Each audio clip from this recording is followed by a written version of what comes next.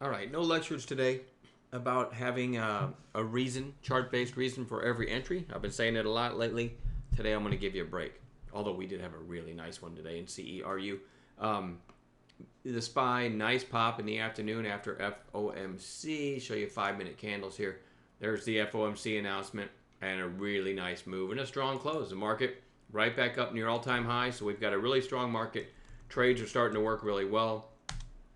And we'll see what happens tomorrow. But here's a list I've come up with. NVCN gave a quiet inside day after the breakout. A lot of times you get a third day play, so it goes on watch. ROX is not much of a day trader. You don't ever see really sizable candles. It is certainly getting picked up down here, 110 and below. So maybe it breaks to the upside one of these days. I'm definitely going to watch it. BLCM. This is a nice chart. You had this pop, lower high, and you're really kind of flagging. I mean, like this volume a lot right here and this flag. So we get up like maybe over today's high, 1424 is one possible entry. I say this all the time. I don't live and die by that number. I don't know where it's going to open tomorrow, so that's just a possible catalyst to be a break of today's high, but that's not extremely important. We never know how it's going to open, but goes on watch list. Doesn't cost us anything to have it on a chart. DELT had this huge move back here, lower high, and it's really in a range. A little bit of extra volume today up near the top of the range. Certainly looks interesting over a $1.60. Let's look at it on an intraday basis. Whenever you see kind of, I don't know how to, we call this almost paint splatter. It looks like someone took a paintbrush and flung it at a black canvas. Um, so you can tell it's a thinner stock. There it is on 15s. 60s cleans it up a little. I'm not in love with this one. But, I mean, the thing I do like about it, and I'm sure it's probably a low float. I'll look that up while I'm talking. I do like, this huge volume day here where it had 20 million shares. And it's really found nice support. So it's trying to break to the upside. It might actually break out. See if I can look up the float real quick. At least finviz.com says 2.9 million. I don't see any recent headlines. So I generally don't like to play a chart breakout unless it's had recent headlines, or maybe it'll get a headline tomorrow. I don't know. But I do try to shy away from, ooh, that's a nice looking chart, right? If you find a head and shoulders or reverse head and shoulders, inverse head and shoulders, whatever. If you don't have recent high relative volume, the patterns don't mean that much. In other words, if the stock's not really in play in the past week or two, the chart pattern means a lot less. I'm telling you this to save you a lot of money going forward. If you focus on the stuff that's more recently in play, you'll do a lot better. So your question might be then, why in the heck is this on your watch list? And that is a valid question. Again, nice support. We're going to see if something's up. But I wouldn't, like if this only traded 50,000 shares in the first hour tomorrow, and then it broke a $1.60, it might get some momentum, but I probably wouldn't trade it. I almost need to see news on something like that. As a matter of fact, I've talked too long about that one. CATB, you had the big pop here, and you've got consecutive lower highs, but it definitely found support at the 20-day and closed at its highs today. And if you go to 5-minute candles, you can see it got most of its volume and momentum at the end of the day. So maybe we get a nice pop in that one tomorrow. Certainly had a big pop about 4 sessions ago. LPCN had this breakout on a little extra volume out of this range 3 sessions ago, and then you've just got a couple quiet inside days. So I'm going to watch that, see if it gets any volume on to tomorrow. DPW had this gap up on I had good news, but I gapped up, I guess, obviously too much. Came all the way back down below a buck at one point. I did have a bid in it, 96 cents for a little bit.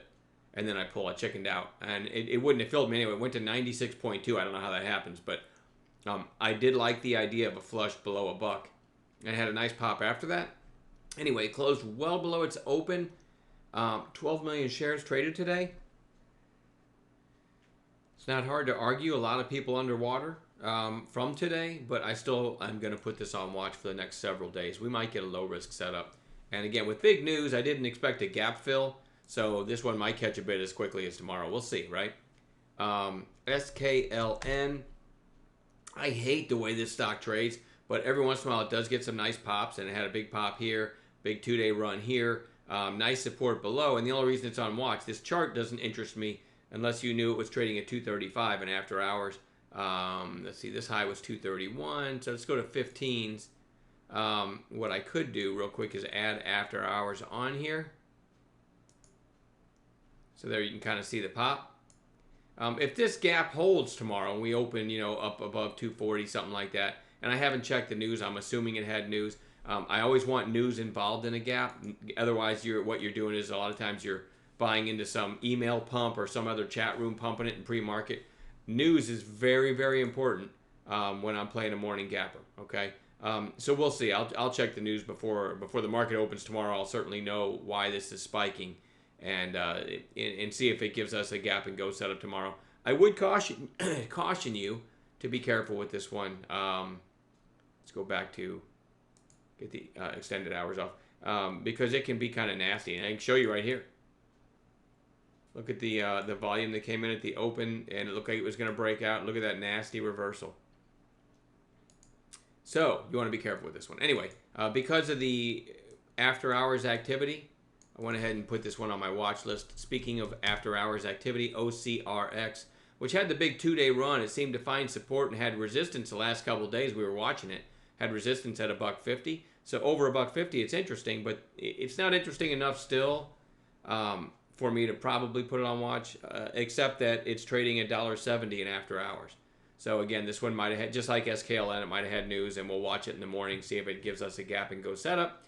And lastly, I have GoPro, GPRO. Again, nothing that interesting here. It might be a nice looking, hey, maybe this is overdone. I'd like to play it as a bounce play.